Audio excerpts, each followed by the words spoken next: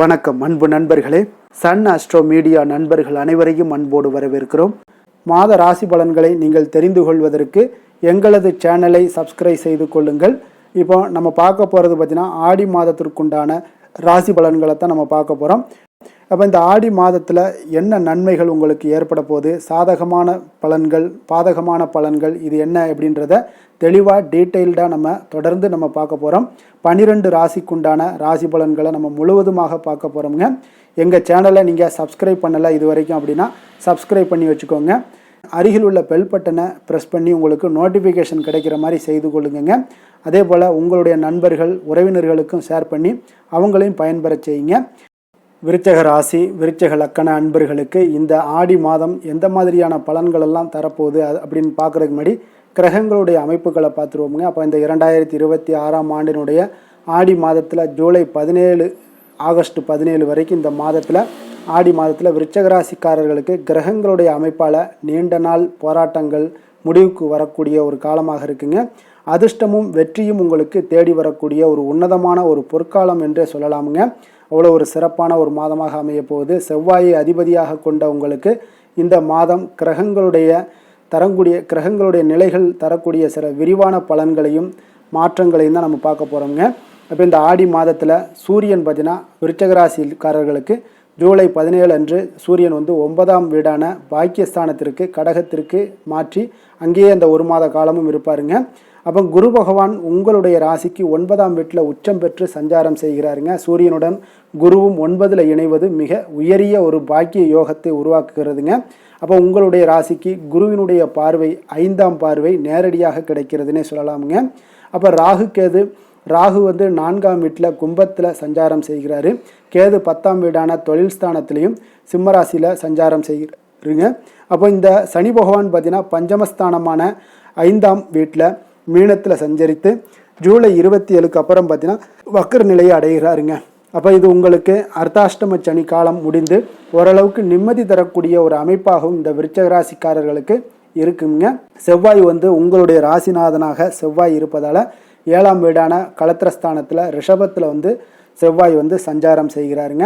அப்போ இதெல்லாம் வச்சு பார்க்கும்போது நமக்கு கிரகங்களுடைய அமைப்புகள் எல்லாம் வச்சு நம்ம பலன்கள் பார்த்தோம் அப்படின்னா தொழில் உத்தியோகத்தில் 9ல் உள்ள குருவினுடைய நேர் பார்வை உங்களுடைய ராசிக்கு கிடைப்பதால் தொழிலில் இருந்து வந்த தேக்க நிலைகள் எல்லாமே மாறி அசுர வளர்ச்சி உண்டாகக்கூடிய ஒரு மாதம்னே சொல்லலாமுங்க. உத்தியோகத்தில் இருப்பவங்களுக்கு பதவி உயர்வு, சம்பள உயர்வு, விரும்பிய இடமாற்றங்கள் இது எல்லாம் மிக எளிதாக கிடைக்குங்க. இந்த மாதத்தில் 10ல் கேது இருப்பதால் சுயத்தொழிலில் சில நுணுக்கங்களை எல்லாம் கற்றுக்கொண்டு புதிய யுக்திகளை எல்லாம் கையாளுவீங்க. கூட்டு தொழிலில் லாபகரமான ஒரு அமைப்பு எல்லாமே காணப்படுதுன்னே சொல்லலாமுங்க. அப்போ நிதி நிலைமை, சொத்து சேர்க்கை, இந்த மாதிரியான விஷயங்கள் எல்லாம் பார்த்தீங்கன்னா பொருளாதார ரீதியாக மிக உன்னதமான ஒரு மாதம்னே சொல்லலாமுங்க. பாகிஸ்தான குருவினுடைய பலத்தால் வராது என்று நினைத்த பழைய கடன்கள், நிலுவைத் தொகைகள் இது எல்லாமே உங்களுக்கு கைக்கு வந்து சேரக்கூடிய ஒரு காலமாக இருக்குங்க. பூர்வீக சொத்துக்கள் மூலம் பெரிய லாபங்கள் எல்லாமே உங்களுக்கு கிடைக்கக்கூடும். புதிய வீடு, நிலம், வண்டி வாகனங்கள் வாங்குவதற்குண்டான ஒரு யோகமும் உங்களுக்கு மிக வலுவாக காணப்படுதுங்க. வங்கி கடன்கள் உங்களுக்கு எளிதாக கைகூடி வரக்கூடிய ஒரு மாதமாகவும் இந்த மாதம் அமையக்கூடுதுங்க. குடும்பம், உறவுகள் எல்லாம் எப்படி இருக்குது அப்படின்னு பார்த்தீங்கன்னா இந்த ஆடி மாதத்தில் குடும்பத்தில் மகிழ்ச்சியும் அமைதியும் உங்களுக்கு மிக தாண்டவமாடக்கூடிய அளவுக்கு இந்த மாதம் உங்களுக்கு மிக சிறப்பாக இருக்குங்க. குடும்பத்தில் மிக சிறப்பான ஒரு உன்னதமான மகிழ்ச்சிகள் எல்லாம் காணப்படுது.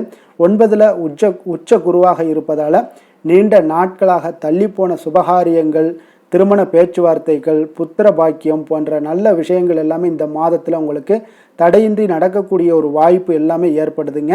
கணவன் மனைவிக்கிடையே இருந்து வந்த கருத்து வேறுபாடுகள் எல்லாம் நீங்கி உங்களுக்கு ஒற்றுமைகள் மேம்படக்கூடிய ஒரு காலமாகவும் இருக்குங்க. உங்களுடைய பலம், தைரியம் அதிகரித்து காணப்படும். தந்தை வழி உறவினர்களால் ஆதாயங்கள் எல்லாமே உண்டாகக்கூடுங்க. அதே போல் இந்த ஆடி மாதத்தில் ஆரோக்கியம் எப்படி இருக்குது அப்படின்னு பார்த்தீங்கன்னா குருவினுடைய பார்வை உங்களுடைய ராசியில் இருப்பதால் நாள்பட்ட நோய்கள் எல்லாமே உங்களுக்கு தாக்கங்கள் எல்லாம் குறையுங்க. உடல் ஆரோக்கியம், சுறுசுறுப்பு இது எல்லாமே உங்களுக்கு மேம்படக்கூடிய ஒரு மாதமாகவும் இருக்குங்க. அப்போ செவ்வாய் 7ல் இருப்பதால் சனியினுடைய பார்வை பெறுவதாலும் உஷ்ண சம்பந்தமான உபாதைகள், இரத்த அழுத்தம் அல்லது சிறு அசதிகள் இந்த மாதிரியான விஷயங்களில் கவனமாக இருங்க. கோபத்தை குறைத்து நிதானத்தை கடைபிடிப்பது இந்த மாதம் உங்களுக்கு மிக நன்மைகளை ஏற்படுத்தி கொடுக்கக்கூடிய ஒரு மாதமாக இருக்குங்க.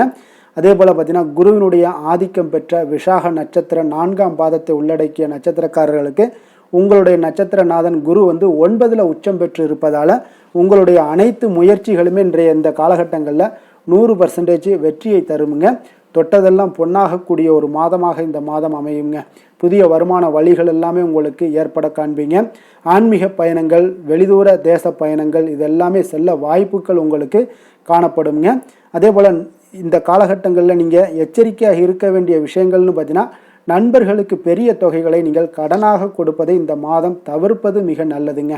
அதே போல் பார்த்தீங்கன்னா, அனுசம் நட்சத்திரம், அதாவது சனியினுடைய ஆதிக்கம் பெற்ற அனுச நட்சத்திரக்காரர்களுக்கு 5ல் இருக்கக்கூடிய நட்சத்திரநாதன் சனி வக்கரம் அடைவதால் பிள்ளைகளுடைய கல்வி, ஆரோக்கியத்தில் இருந்து வந்த கவலைகள் எல்லாமே இந்த மாதம் உங்களுக்கு நீங்க கூடுங்க. அரசு வேலைக்கு தேர்வு எழுதியவங்களுக்கு சாதகமான முடிவுகள் எல்லாமே இந்த மாதம் வரக்கூடிய ஒரு வாய்ப்பு இருக்குங்க. உத்தியோகத்தில் சக ஊழியர்களுடைய ஆதரவுகளும் இந்த மாதம் பெருகக்கூடும். நீங்கள் எச்சரிக்கையாக இருக்க வேண்டிய விஷயங்கள் அப்படின்னு பார்த்தீங்கன்னா, சொத்துக்கள் வாங்கக்கும்போது பார்த்தீங்கன்னா ஆவணங்களை ஒரு முறைக்கு இருமுறை நீங்கள் சரிபார்த்து கொள்ள வேண்டிய ஒரு மாதமாக இருக்குங்க. கேட்டை நட்சத்திரம், புதனுடைய ஆதிக்கம் பெற்ற கேட்டை நட்சத்திரக்காரர்களுக்கு உங்களுடைய புத்தி கூர்மையும் சரியான திட்டமிடுதலும் உங்களை இந்த காலகட்டங்களில் பல தடைகளிலிருந்து காப்பாற்றும்னே சொல்லலாமுங்க. புதிய மனிதர்களுடைய நட்பு மூலம் உங்களுக்கு வியாபாரத்தில் திருப்பங்கள் எல்லாமே ஏற்பட காண்பீங்க. உறவினர்கள் மத்தியில் உங்களுடைய கௌரவமும் செல்வாக்கும் உயரக்கூடுங்க. வீட்டில் உங்களுக்கு சுப நிகழ்ச்சிகள் எல்லாமே இந்த மாதத்தில் தடையின்றி நடக்கக்கூடிய ஒரு மாதமாக இருக்குங்க.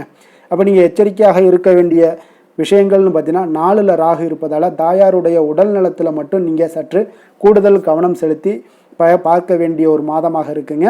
அதே போல் இந்த மாதத்தில், ஆடி மாதத்தில் நீங்கள் ஏதாவது பரிகாரம் செய்யணும் அப்படின்னு நினச்சிங்கன்னா, உங்களுடைய பொருளாதார வளர்ச்சி, அதிர்ஷ்டம் பெருகணும் அப்படின்னு நினச்சிங்கன்னா, வியாழக்கிழமைகளில் தட்சிணாமூர்த்திக்கு மஞ்சள் மலர் சாற்றி கொண்டக்கடலை மாலை அணிவித்து வழிபடுவது சகல நன்மைகளையுமே தருங்க.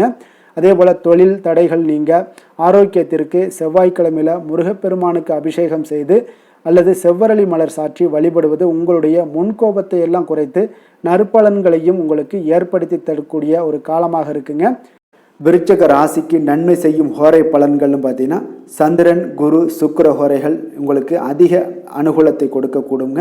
கல்வி, வேலை, பூமி சம்பந்தமான காரியங்கள், வாகனம் சம்பந்தமான முயற்சிகள் அனைத்திற்கும் பார்த்தீங்கன்னா நீங்கள் சுக்கிர ஹோரையை பயன்படுத்துவதால் உங்களுக்கு நன்மைகள் சற்று அதிகமாக ஏற்படுங்க. சுப நிகழ்ச்சிகளுக்கு பார்த்தீங்கன்னா நீங்கள் குரு ஹோரை உங்களுக்கு அதிக நன்மைகளை ஏற்படுத்தி கொடுக்குங்க.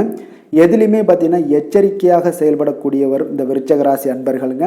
உங்களுடைய ராசிநாதன் செவ்வாயாக விளங்குவதால் நீங்கள் முருகன் மற்றும் துர்க்கை அம்மனை வழிபட்டு வந்தீங்கன்னா உங்களுடைய வாழ்க்கையில் தடைகள் எதுவுமின்றி நன்மைகள் சற்று அதிகமாக ஏற்படக்கூடுங்க.